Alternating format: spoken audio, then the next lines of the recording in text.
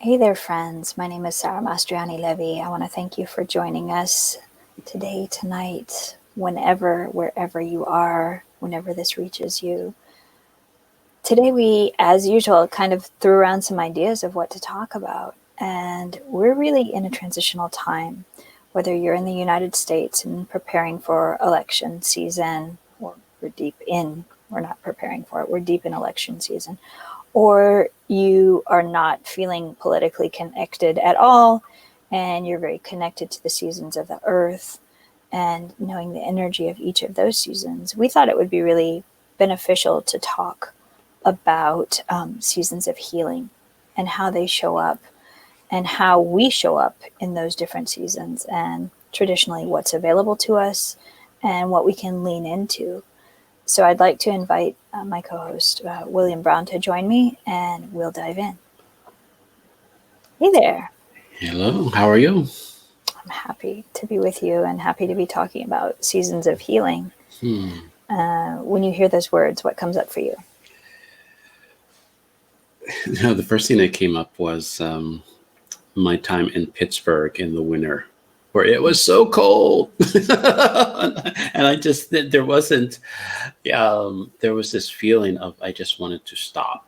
I just wanted to just not have anything to do, and and and during that time, there was this sense of recharging, getting warm, getting all of those things that um, you know was the time for me to do that. And I kind of torpedoed that when I grew up, because I was like, you know what, I want to live in a place where we don't have bitter cold, we don't have all this other kind of stuff. And so I wanted to take out that season.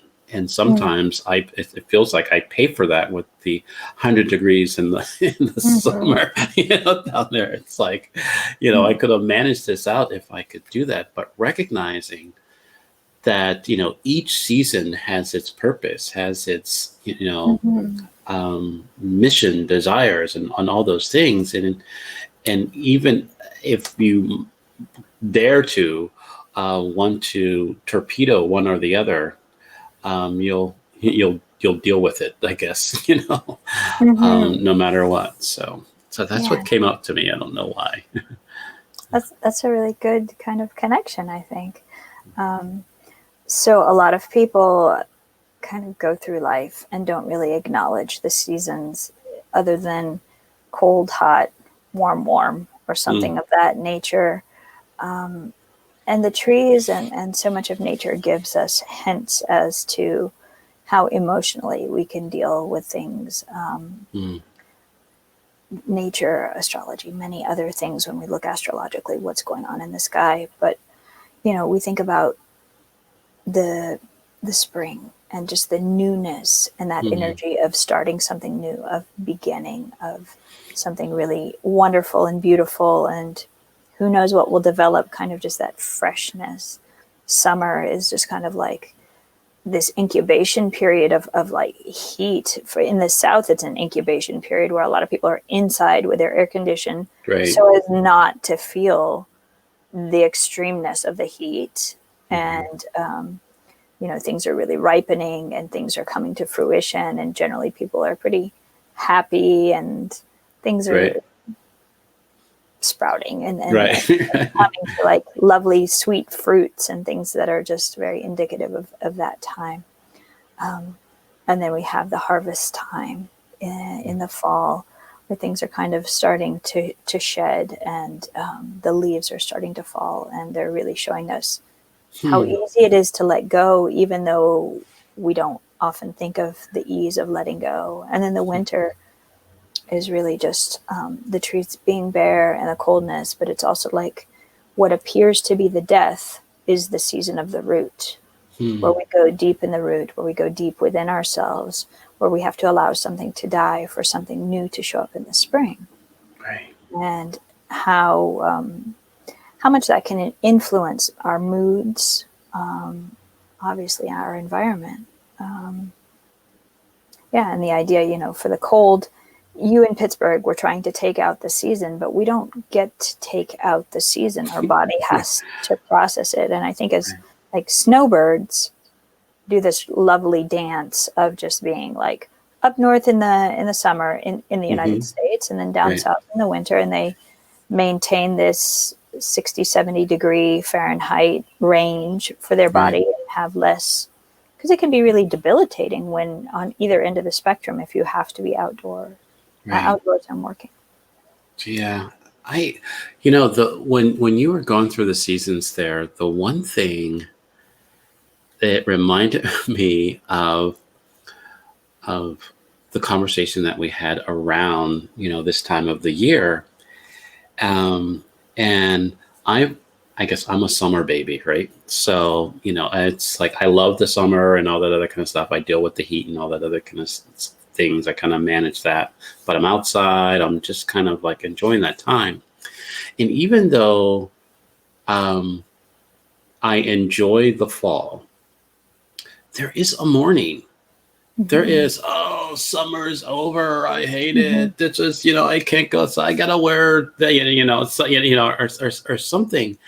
And it's like there is this denying of the new season that I'm in, Yeah. and not appreciating it because I had such a great summer, right? Because Right. Right. of everything that happened there, and just really letting that go. I mean, I like going up, to the mountains up in Asheville, and things like that, and seeing the change of the colors and all that other kind of stuff, but from a distance, right? Mm-hmm. Not in the woods, right? Not in, in all of that, because I like the green, Mm-hmm. full summer in the Yeah. woods, right? Type of thing. So it's Mm-hmm.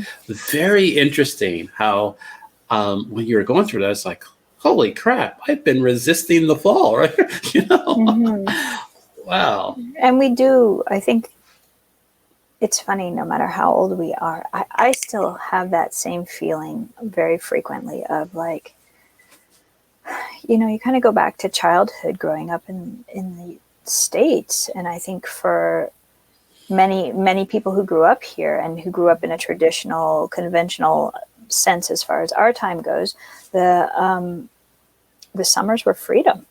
The Right. summers were camp, Hmm. or just not going to school. Nobody really dictates our time. We can sleep according to what our body feels like. I Right. mean, obviously there are activities and other things, but more or less there's just like this freedom. There is more fresh fruit and vegetables available there. I mean, I think now in this day and time, everything is available almost all the time, which is also very misleading because people don't even Right. know how to eat seasonally Right. to support their health. But Mm. just like you think of the berries and the watermelon and all the stuff that was like around in those summer activities, and then you're like into the root fruits and the root vegetables of the winter and the fall.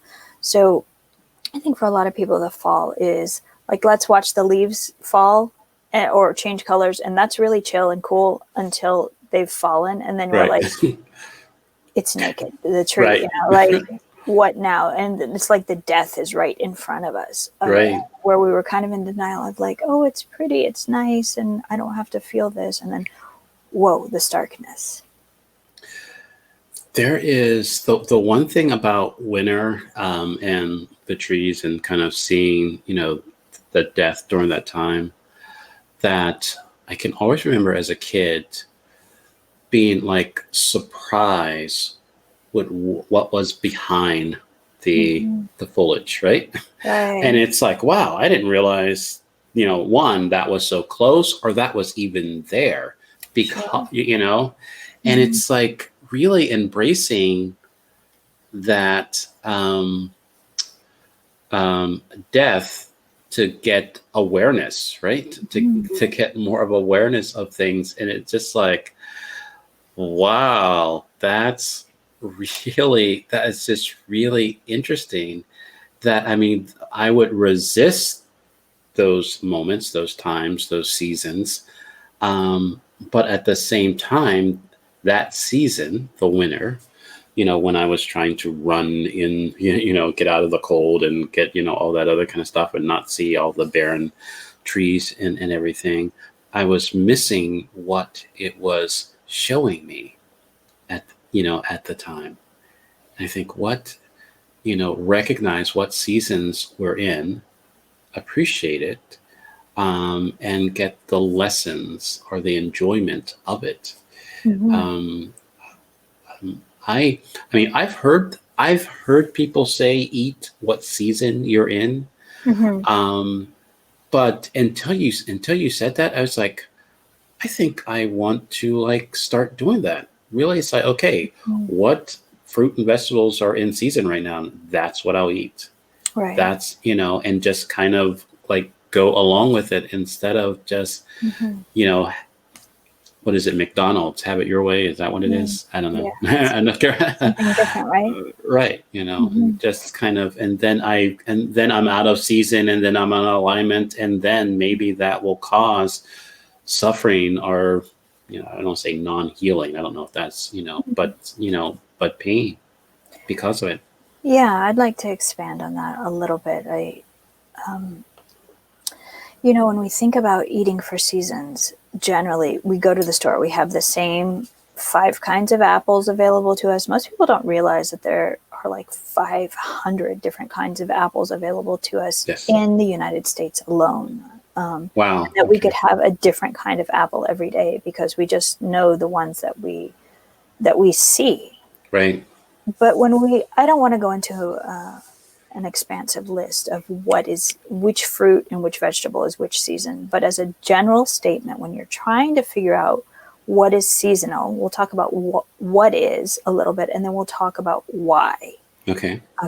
So what is seasonal in the warmer months? If we're just going to divide it to warmer months, warm season produce, and cold season produce, or gardens or whatever, however it comes to you that food Right. this fresh produce gets to us. So when you think of warm, you think of anything that's going to be growing up high. It's going to be flowering, fruiting, and seeding. So all of the things that are reaching for the sun, flowering and fruiting, are going to be the ones that they're farther away from the ground. They're reaching up towards the sky. You think of all the fruit on the trees, seeds. You think of sunflowers that are going towards the sun.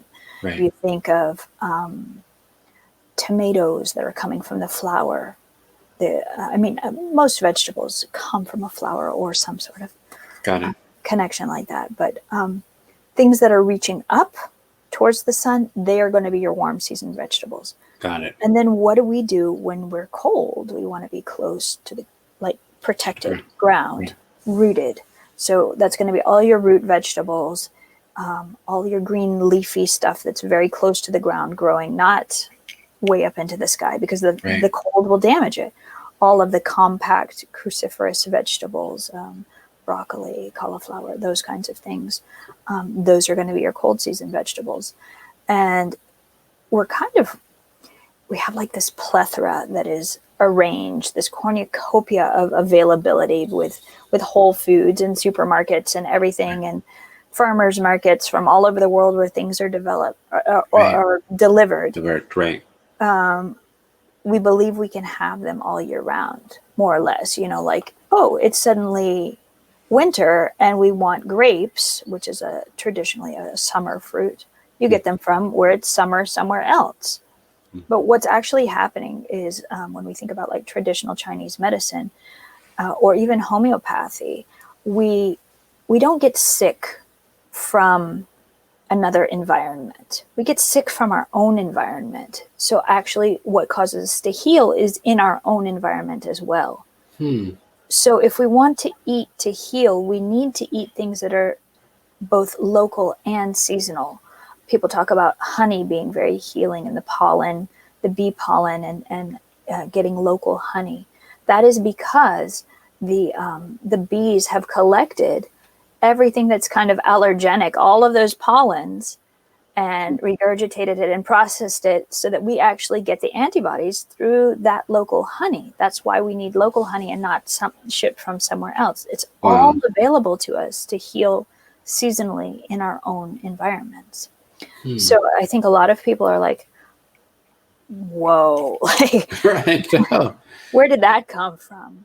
But, even though I studied Chinese medicine, I know that a lot of the herbal remedies and the other herbal remedies that I use as Western medicine, we're going to heal from what's available and growing in our own environment much more. It actually has the frequency and the vibration of the place where we are, Right. and the healing capability of our current location. Wow. I'm like just I'm it's like I'm like fascinated right now, because it's like it feels like that this has been like right in front of me, but I have like put a blind eye to it, because I understand, buy local, because I want to support the local community, but eating local, it's it's basically it's both. It's for myself too, right? Right? It's for the benefit of myself, and it's just it. I mean, it's just like, okay, now that I have this information, um, what am I going to do? Am I going to continue just stay on this, stay out of season, right, Mm-hmm. and just deal with what I deal with, right? Mm-hmm. Or make different choices. I think the one thing with seasons of healing is that it's really not denying the season. And what does that mean for me, Mm-hmm. to deny the season? Mm-hmm. Is it my feelings? Is it, my thoughts? Is it, the environment? There's a lot of things that are like seasonal, Mm-hmm. that it feels like, because I'm so, um, I don't know, I feel like I'm so conditioned to try to, create my environment instead of understanding the environment that Mm-hmm. I'm It's that I'm teaching in. us. Right. What is my environment teaching, you know, all the things that are Mm-hmm. coming up during the time, for my benefit? How can I say the universe does things for my good when I ignore? A lot of people just don't know as well. I mean, like, if it Oh, was never taught and right. ancestrally, I mean, it used to be Hmm. when we lived on small farms and we had Right. to grow what we needed, there wasn't this massive, we were agrarian, but there wasn't this massive monocropping the way Right. you'll see fields and fields and fields of something. And we can speak a little bit to the organic and how when we grow something in the right season, the Hmm. chance of having pests attack it are far less. Hmm. Like if I tried to grow tomatoes in the winter, not only would they take a really long time, but they're just too thin and watery. They would freeze and explode, and it just doesn't work.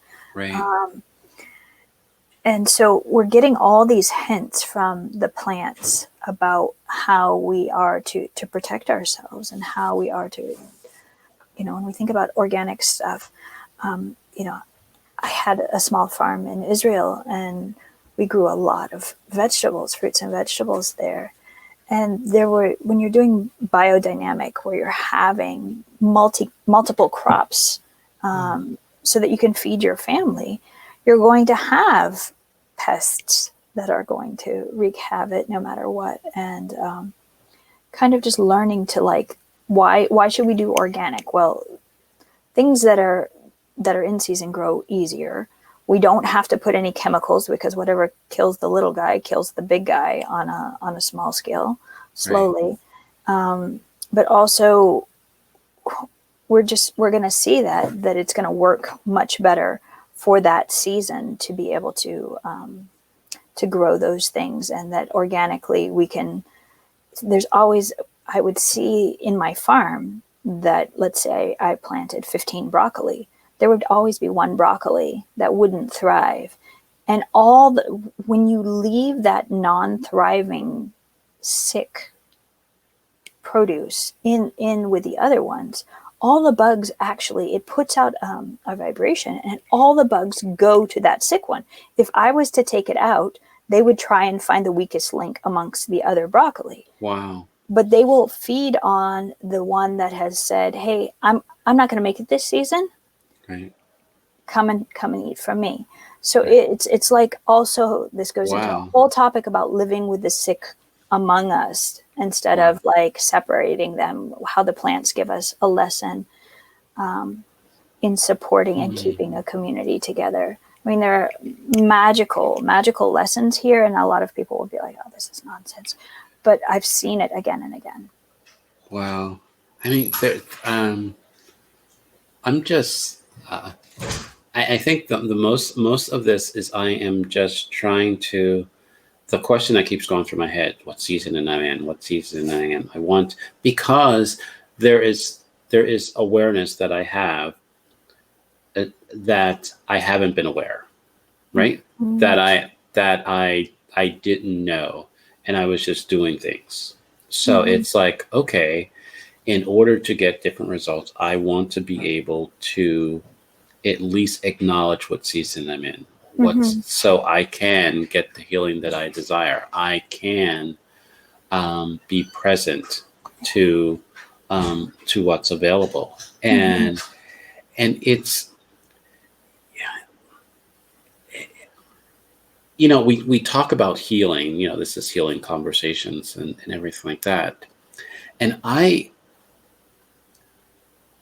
what's coming up for me is a part of it is not really healing.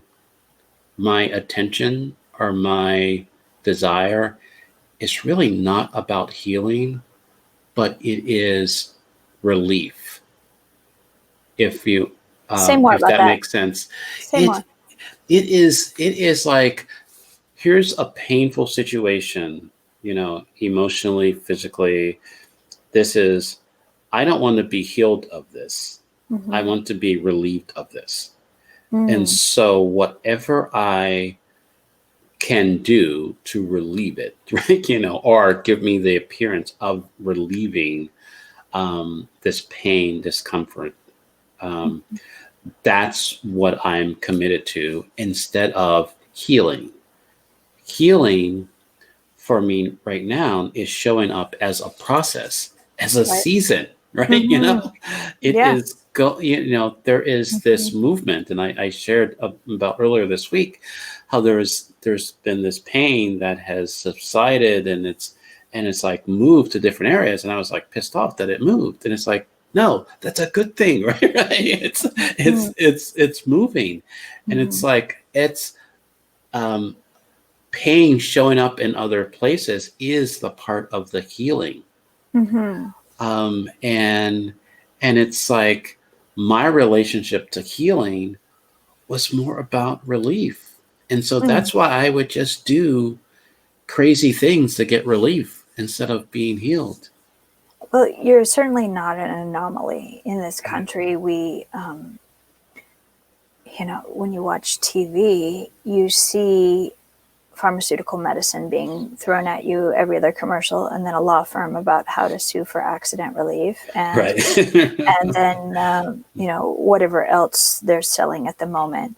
But Right. there's that constant vibe of, you're not okay, and there's a way to fix it, and that way to fix it is going to be through a pharmaceutical medicine and a lawyer who's going to get you vindication or something Right. of that nature. Right. And that's all symptomatic. Healing Right. is not, it's looking at all the symptoms as kind of like a constellation of things. But it's the season of healing is very different, because it's looking at all those symptoms and what are they a symptom of on a deeper level, because everything develops in our body on a spiritual level long before it ever manifests. I think we've talked about this before. Like when you're in a car Mm. accident, you could get hit or hurt in any specific way. And there are ways that people have a tendency to get hurt when they get in any sort of an accident. Right. But that weakest link is going to be where there's an emotional resistance or an emotional ignoring of Right. what is happening within you. So this season of healing is like sidestepping all of these, not Mm. sidestepping, it's taking into account all of these symptoms, but what are all of these symptoms actually symptomatic of on a larger scale? What really Right. needs to be addressed at a deeper Right. level? That is the season of healing, not Right. taking the Advil for the headache that keeps Right. coming back. What is causing the headache Right. on a regular basis? And the movement of pain is a sign that the stagnation has shifted, which is beautiful and horrible all at once. Because here again, you want your relief, but it's Right. beautiful Mm. because, okay, I'm no longer stuck. Mm. Right. Something is moving, something is healing. Now it's pushing me to the next layer of what needs to be addressed. Mm. Wow. Something is stuck, right? Mm-hmm. And Yeah. it's like working it out. And it's like, that's the wonderful thing about, the seasons, going through the seasons, is that they just happen, right? Mm-hmm. It's like, it feels like, it, um, sometimes it felt like there was a very little spring this year, and in some cases, very short summer. One, because I believe we weren't enjoying it. It was just, it was happening, but we were in our house, right? We weren't like out and about and doing all Traveling. type Yeah. traveling, doing all the things that we would do Mm-hmm. during that time. And then it's like fall, and now it's again, I'm like mourning something that I didn't experience versus something that I did experience, because there's a lot of summer activities that were canceled because of this year. But it Mm-hmm. is, so it's going to be interesting how we move from the fall to the winter, Mm-hmm. because the winter is, will cause this new year and all this, and all the other things that come around, with that.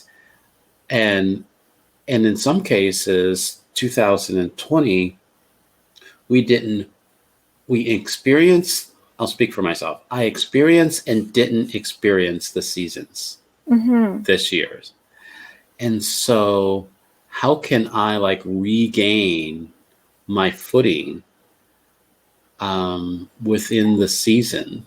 So the seasons of my life, and the seasons of the heal, and all that, and just kind of embrace, the winter, the dead, what's being revealing, so it can bring forth what's blossoming, Mm-hmm. what will then kind of sprout out. Yeah.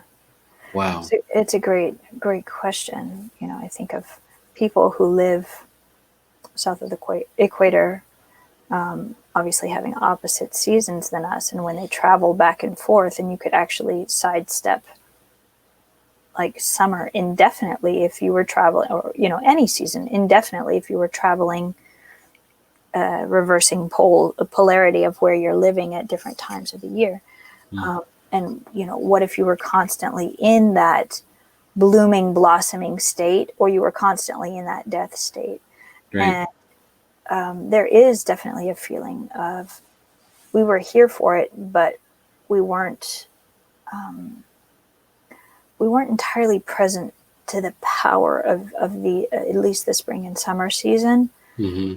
to be like blossoming, healing, reinvigorating, reviving. And here we Mm. are again, kind of like, with like this downtime, which is a little bit of a funk for people. And Mm-hmm. I just kind of historically want to go through where we are with how we celebrate seasons, especially in the United States, is very different than in other parts of the world. And historically, even in the United States, how things have been celebrated. So, traditionally in the Northern Hemisphere, the fall September, October, November is a time of harvest. It is the fruits of your labor, everything really coming together, completing a cycle of something that you were trying to create energetically, that feeling of like, oh, now it's time to move into the fall, which is like a regroup and reevaluate phase. And everything's shifting. And, you know, I really connected to what you said about like denying that this is actually going to be the end of whatever is happening, because I personally just struggle with endings and with finality of things. Right. And then there's this thing that we do, Halloween, that's it's been Americanized so much with just these costumes and more sugar, and don't even get me started on the cycle of sugar with holidays. But what's happening is that there's like this thinning of the veil that's happening. And we have a tendency from the time we start that like September is back to school, or August, September back to school. October is Halloween, November is Thanksgiving, December is Christmas, and these are all like very Christian holidays or Western holidays that I'm referring to. But just kind of like these landmarks that push us along through the season so that we have something to look forward to, even if very often how they're taught, portrayed, accepted in our society is so far from the roots of what really is happening and where they came from. But there is this thinning of the veil. And if we think of like Halloween, you know, I've never been one of those people who's loved skulls and gore and that kind of stuff. And I didn't ever really understand it. And even in like Dios dos Muertos, there was just like, what is this infatuation with the dead? Like wanting to almost like not look at it. But we're getting this really unique opportunity with the thinning of the veil to just really sit with it, and just to it's not just, oh, this is something that happens until we get into our Thanksgiving and our gratitude season, which should be an all year season in my opinion. But just this thinning of the veil, and in how historically and in many other cultures, this is a time where they really talk about ancestors. They talk about not only ancestors being ancestors, but like that they can communicate that the veil is thinning. The veil, when I speak about the veil, I mean just that very clear separation between life and death. And just wanting to kind of address like, what does it mean when the ancestors want to talk to us? What would they want to share with us? Why is now the time for that to happen? Yeah, I guess every time I speak of, you know, ancestors and just that conversation, I think I am reminded, painfully reminded of, in many ways, how that was taken from me and a people.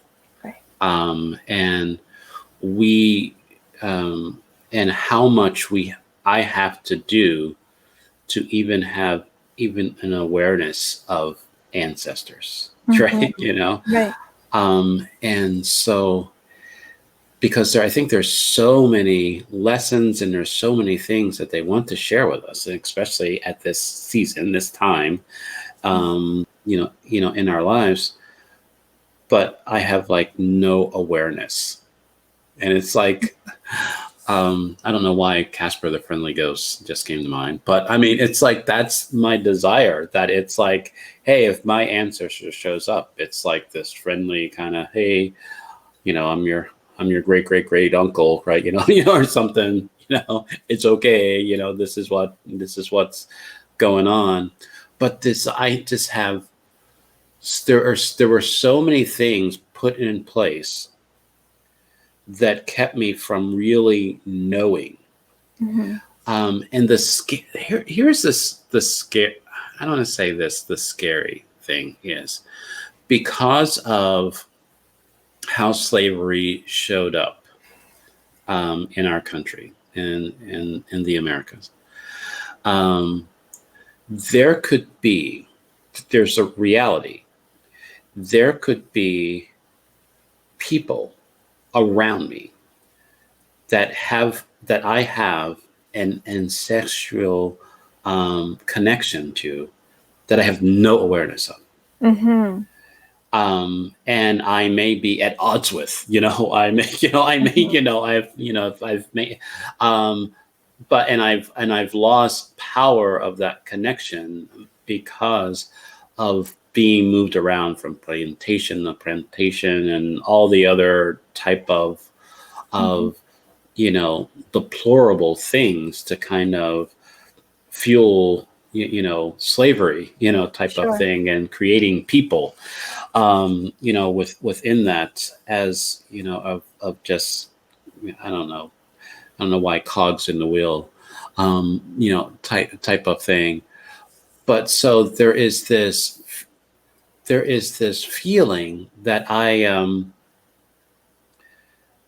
that my ancestors are trying to speak with me Mm-hmm. or speak to me, um, and I there's a feeling that I don't know if I can trust the call to answer. You know what I mean? I'm trying to put words to something that I don't speak about a lot, because, like I said, it brings more pain than healing, to Mm-hmm. kind of really separate me from myself, Mm-hmm.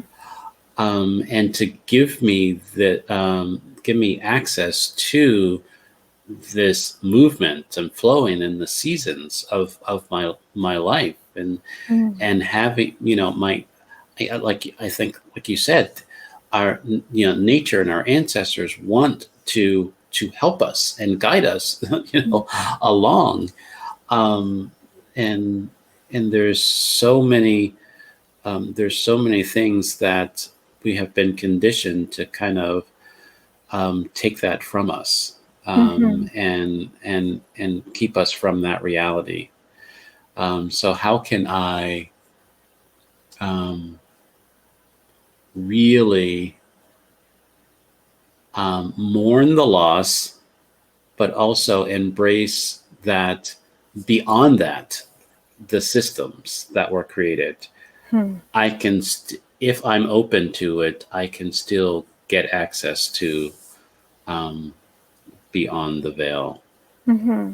Um, um, yeah. Several things are coming up for me as I'm listening to you. So I don't know exactly who was the first to use the term African American, Hmm. because there's been so many other terms, that have gone Right. through time that are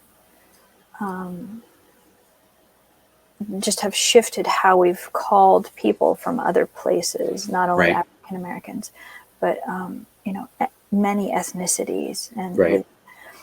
and I'm just realizing now that it's a really easy way to compartmentalize, like, that nobody's really discussing that. I don't know if you're Ethiopian, Nigerian, Hmm. like what part. I just gave a couple of examples of like Right. of what many African tribes you could have come from, Right. or countries you could have come from, and I have no idea. But you were born in America and raised in America, so you're an African American. But it's like, we don't have to acknowledge that you don't know your ancestors if we call you American. You're like almost like native. Right. Hmm. And so we can just kind of like write that off. And not that I'm in any way saying that we should drop any terms, but just kind of acknowledge what that Right. placates by calling it in that way. Right. I really think, and this is something that I have decided to do, but I have not done yet. But to get and Ancestry.com trade, stuff. yeah. So, and just kind of see the area in which my DNA Mm-hmm. comes from, just as a way to kind of it like, if I don't have the people, I have the area, the context, the, all of that. Um, and then it'll give me, there would be some recognition of that. I think that's, as you said earlier, the call, right? The calling, then I can say, hey, this is what, because I've had people that I forget where they were from. They were, Africans that, that came to the United States.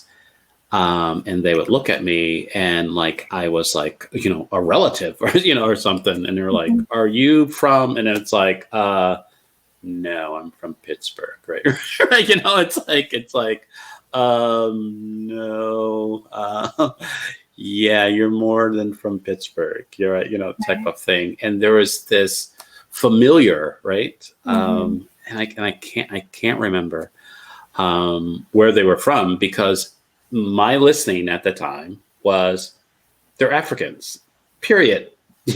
Because my context in the States is African Americans, not all of the different countries in Africa, right?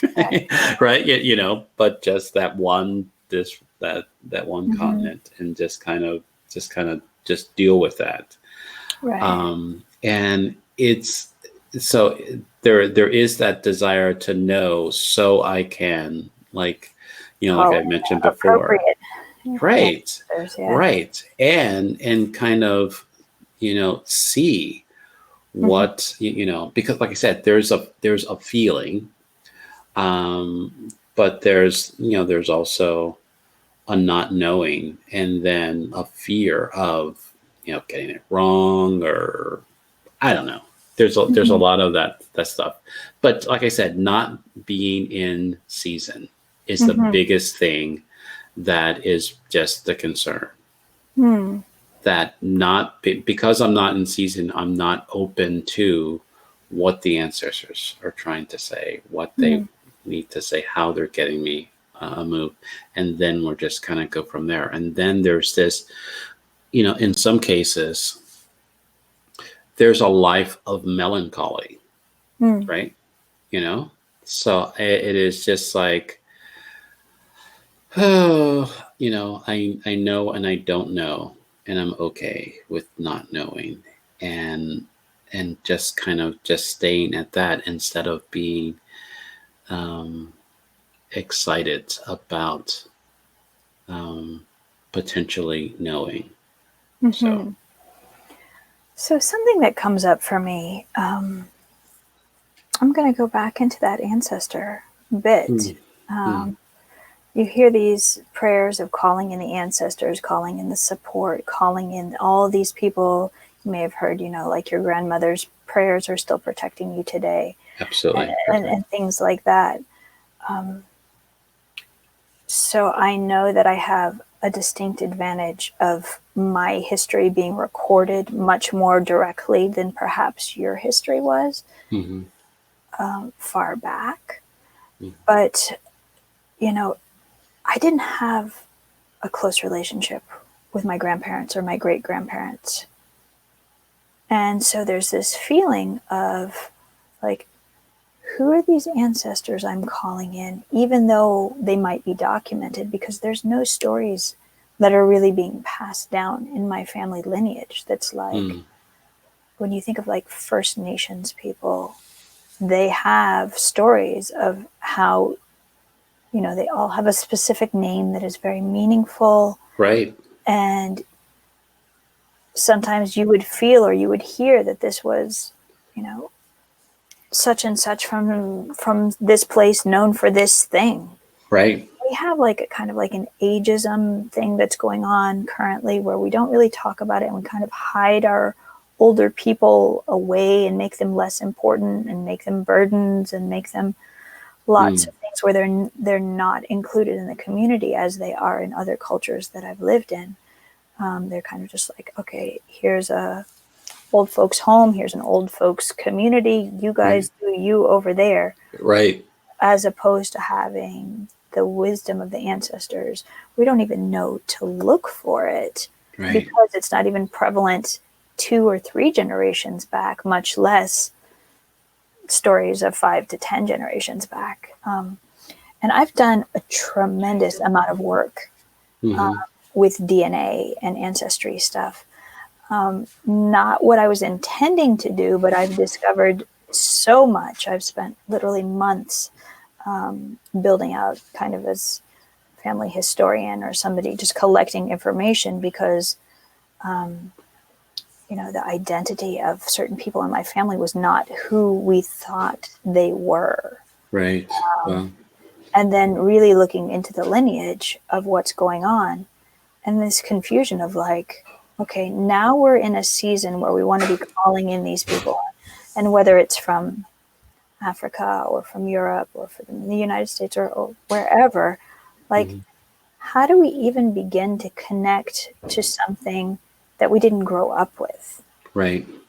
Mm. And if we're also looking, and this is probably going to be woo-woo for some of the listeners, but if we're looking into the traditions that believe in past lives and reincarnation, then we have this DNA lineage that's existing on a scientific level in Western culture, which these would be our ancestors. But what Right. if they were past lives from other cultures that allowed us to call in the wisdom of other cultures if we were Wow. reincarnated into several different cultures throughout our Great. lifetimes?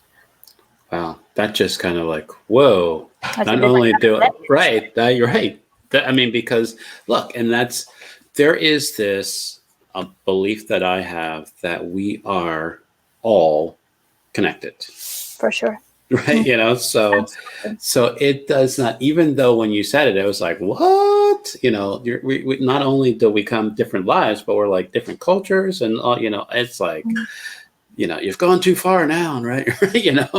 But that's my conversation around labels, that we are beyond that. We are Mm-hmm. beyond our labels, our cultural labels. We are beyond our gender labels. We are beyond all of those, who we are Mm-hmm. truly. So it makes total sense. Mm-hmm. But at the same time, we get so caught up with the one of the aspects of who is speaking to us, who is guiding us, Mm-hmm. who is helping us, on our current journey. And there's a lot of people who will not resonate at all. And Mm-hmm. a lot of people were like, in theory, that sounds good, but how do I connect to it? And Right. why is this season specifically the time when we can connect more deeply? And why is it called the thinning of the veil? Hmm. And we can really look to trees. I mean, I'm Right. such a fan. It sounds silly in general, but like, Yeah. Fan of trees, right? like I just really feel that there's so much wisdom in the plant world, but specifically in trees, because of their longevity and the years. You Yeah. think about They've the seen trees; some things, right? they've seen a lot more storms than we have in our short lives, right? Right.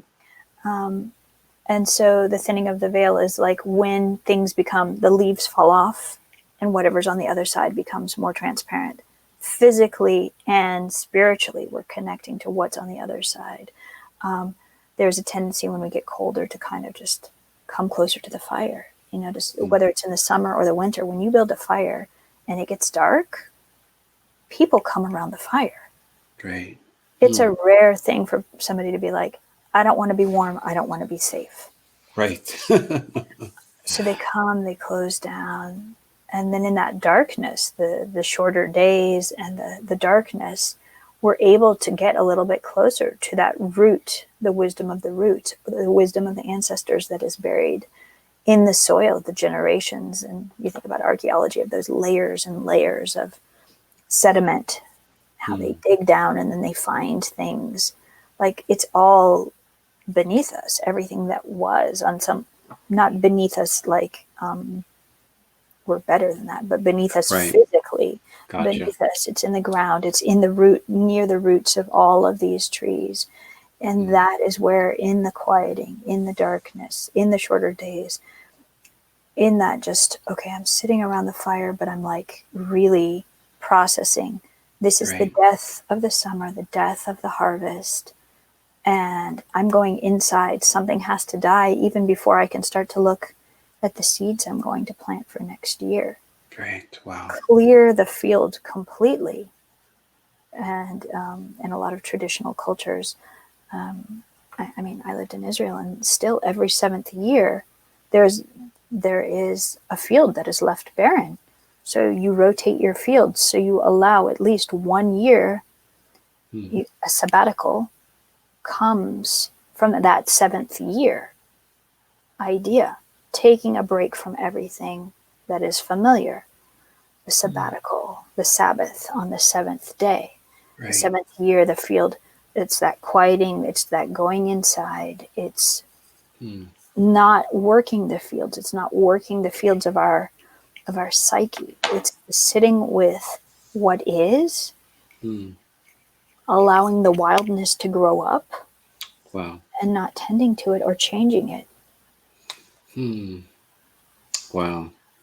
Yeah, there's a lot of tangents that are going through my head, and it's like, wow, this is I mean, this is great. I mean, this is the time. It feels like this is the time to be in reflection, and what is,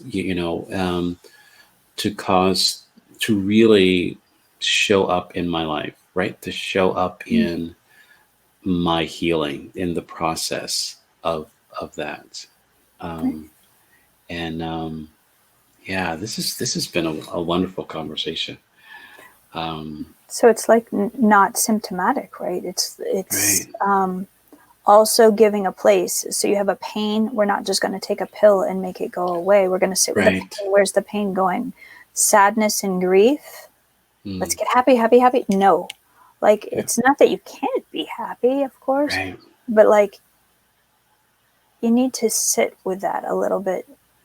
You have to allow yourself to feel it, to heal it. And there is, it's like robbing yourself going from continent to continent and always being in the summer. At some point you burn out because you can't just, even batteries, you have to change them out. And that is their winter. Right? We can't keep going and pretending like it's an endless summer. That we need to be in this quieting and going into the root and listening and sitting differently. Wow. I think that's a great place for us to end. I agree. It was, like, who knew where this would go? And here we are sitting with the ancestors from all cultures and waiting for them to talk to us in our quiet season now. The process of healing is what I got in this, within the season. There's like a process in all of this, and there's a flow, and there's a movement, and within the wind, and in the trees, it feels like I'm like kind of like summing this all up for myself. There is that voice, that knowing, and I think I just got I think a couple conversations ago of talking with the trees, and it's like it makes more sense now. They've been here, right? They have something to say. They could say, hey, what do I need to look out for? What is something that is concern? And there's wisdom. So I think that for people that are interested in what we talked about, but just kind of unclear about where to start, just going and sitting at the base of an older tree and just getting really quiet. You can verbally make the request of like, is there a message that you'd like to share with me? Is there an ancestor that would like to kind of just slip into my psyche and let me know something? That's a really beautiful way to start when we're confused about how to even tap into this. If this sounds like something new, but that there's something sensical about it, then that's a really good place to start with the wisdom of nature. Wonderful. Thank you, my friend. Thank you. I appreciate you. Blessings. Blessings.